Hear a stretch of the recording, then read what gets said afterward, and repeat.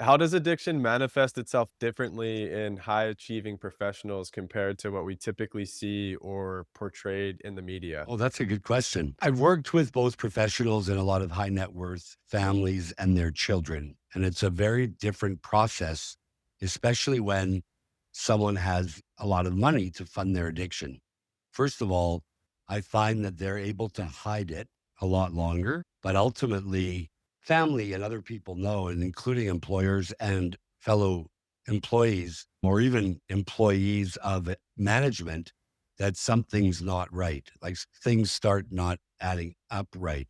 I think the biggest problem is, just like with anything around addiction, is stigma. It doesn't really matter who you are, we still are faced with stigma and what that means. And so what happens, I think, first of all, if they're a high executive in a large company or an executive even in a small company, they're most concerned about their boss not finding out.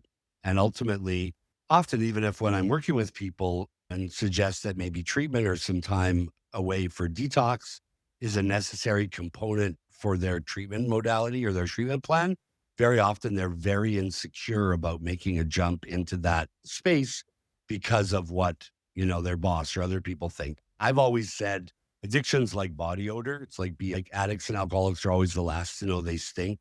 People with body odor don't know they have body odor or they'd shower. So I think a lot of people, their denial, like don't even notice I am lying, the denial of the fact that their behaviors are being noticed by people around them often keeps them closed off from getting help. I think that I call it coming to terms. I think very often when I'm hired by executives to try and help them either come to terms with their addiction, to get help for their addiction, for the processes of what they think they need. Anonymity is super important. And also, I like to meet them with what's going on in their life. Right. So if the challenge is at work, we talk about work relationships and what those challenges are. And if the challenges that are at home or in their personal relationship or with their children, or parents, we talk about what's going on in those relationships to start. And I think what I can identify for people quite quickly, they're shocked to figure out that they're the common denominator in all of their problems. And that's the most interesting thing of all is this incredible amazement because they've segmentalized everything around these are work problems and these are family problems and these are personal problems. But if you dig down and ask the right questions and get them to understand what addiction really is, I still think it comes to that, right? It doesn't matter who, what, where, how, when. The addiction is the addiction, right? And it's not the substance use still is obviously the symptom to a greater problem. And so when you can start explaining and showing someone really, really intimately how these behaviors, regardless of the substance use, are really what's causing the problems. And then getting them to understand that the thinking is the problem, not the drinking or the drugs or the infidelity or whatever's going on. Then you have a better chance of addressing initially and getting some movement around where they're at. And might not be detox immediately, it might not be treatment immediately, but coming to terms with what's really going on. And then someone saying, wow, now I understand. And they're willing to maybe take a look at themselves. The other problem with educated and high net worth individuals and executives or high level employees is that they really think they know everything. They know why it's happening. They know what's going on. They're in control of it all when really they're have lost complete control and they don't want to look at it at all around what's really not controllable and that the substance use or the alcohol use. And then we also have the other piece which I hear all the time, alcohol is so much a part of my business. I take people for lunch, we go for dinners. I'm a salesman, I do sales, I meet all of the stuff around what social interactions they've prejudged contemptuously to social engagements include alcohol. And so they have that as an excuse. What am I going to do now? What am I going to do now? I can't go out and drink. I can't go out. And then I often work on tips like tomato juice. Ginger ale looks like beer. We work on things where they don't have to answer questions or be consciously in their head about the fact that they're not drinking. Tonic water with lime. That's my 100%. My go-to. go I usually do like like Caesar's Bloody Mary mix with no alcohol, or yeah, that's usually my go-to. It's interesting. Drinkers are more worried about why non-drinkers aren't drinking than non-drinkers are about why drinkers are drinking. Say that again? Drinkers are always more worried about non-drinkers than non-drinkers are about drinkers. If you're ever in a situation with 5 or 6 people that are drinking and you're not drinking, everybody's like, "Why don't you get a drink? Why don't you get a drink? Why don't you get a drink?" But as a non-drinker, I'm not telling everybody to get a drink.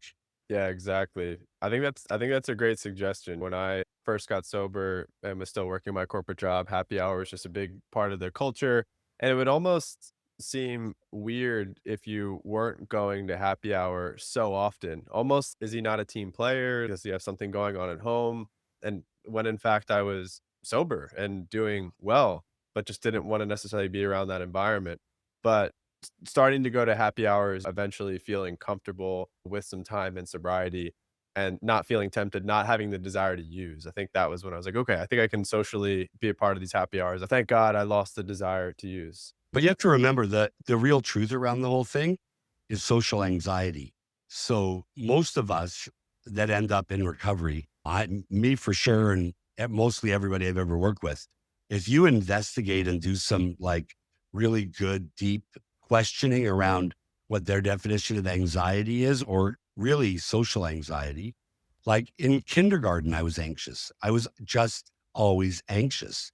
And that feeling of social anxiety is really why people lubricate either before or when they get to any situation where there's alcohol or whatever they're doing, because they're so we're so uncomfortable in our skin. We're so dysregulated in environments where we have to socialize or interact with people.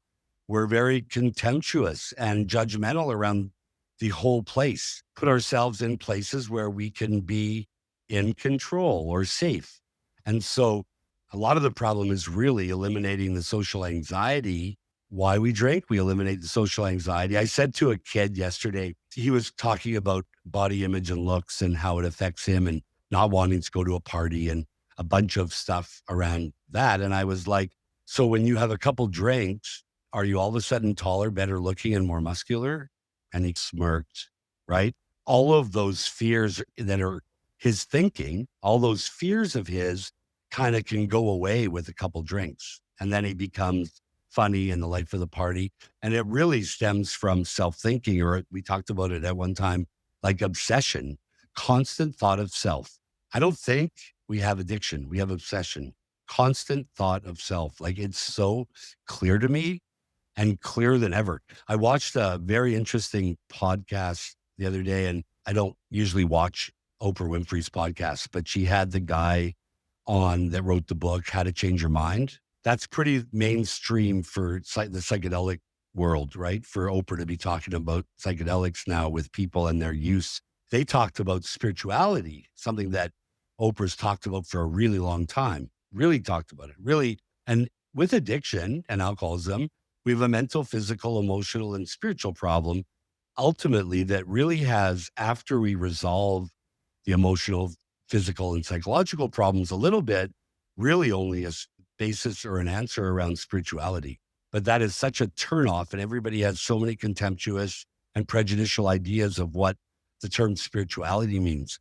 And they came to this conclusion where they said it's really about consciousness. Spirituality is really being conscious. And as long as I've been teaching this and working with people, I always talk about conscience. I always talk about the barometer that we have built right in us from the day we're born, right from day one. Even babies know right from wrong. Their response to their environment and things going on, and when they cry, and when they need things, are based on like theta waves and things that are built, this little thing that just says, I'm in fear. This is good. This is bad. Most people, and this is again harder with executives and or higher net worth people around consciousness, like we think we're living in the good guy, when really what happens with active addiction or active alcoholism is there's no ability to discern good from bad. So when we think about it, making a decision like, should I go home to my wife and kids or should I keep drinking? And the battle starts, I should go home to my wife and kids. No, you can have a couple more. No, just go home to your wife. Like you do this a lot and she'll get mad. Why? With people like me, does drinking and drugging always win? It always wins because I'm looking for that pleasurable, comfortable state that it puts me in without ever looking at, honestly, what's happening in my real life and what the consequences of continuing that behavior is. And then we wonder why we can't stop because obviously when we start, it's very difficult to stop. But the barometer, that consciousness is really the true answer to a lot of this and being really self aware and understand that we have the answer right within us. We just have lost the ability to look at the truth or the ethical, genuine, authentic answer.